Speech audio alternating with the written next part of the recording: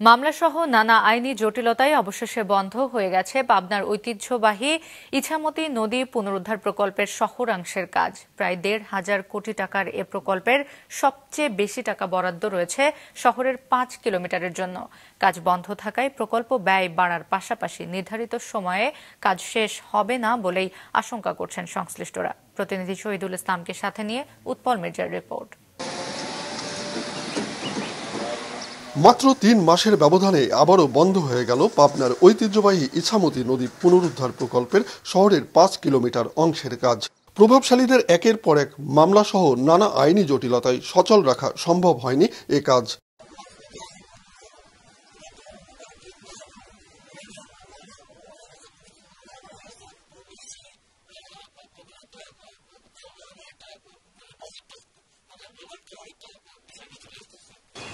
কাজ বন্ধ থাকায় ফের বেদখল হয়ে যাচ্ছে ইছামতি নদীর উদ্ধার করা অনেক সম্পত্তি। আবারও সেখানে গড়ে উঠছে বসতি, ঝুলছে আদালতের নিষেধাজ্ঞার সাইনবোর্ড।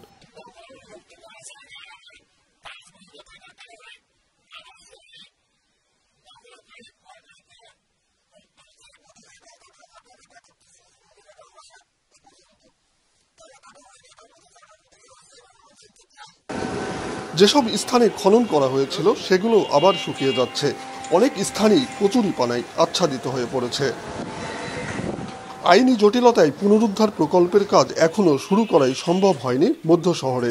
জীর্ণ শীর্ণ মৃত নদীটি পরিণত হয়েছে আবর্জনা ফেলার স্থানে। বহাল তবিয়তে টিকে আছে ইছামতির দুপারের বড় বড় স্থাপনা।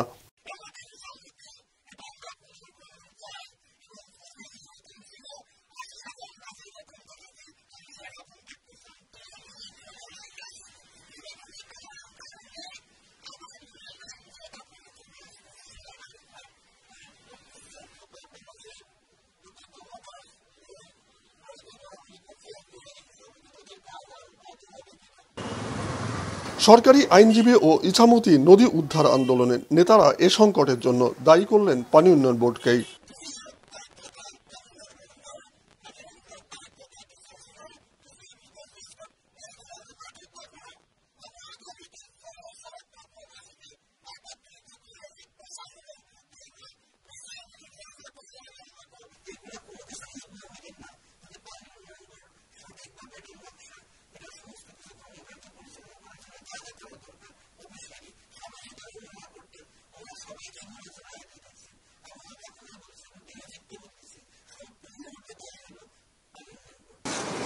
তবে এ অভিযোগ অস্বীকার করেছেন স্থানীয় পানি উন্নয়ন বোর্ডের প্রকৌশলী।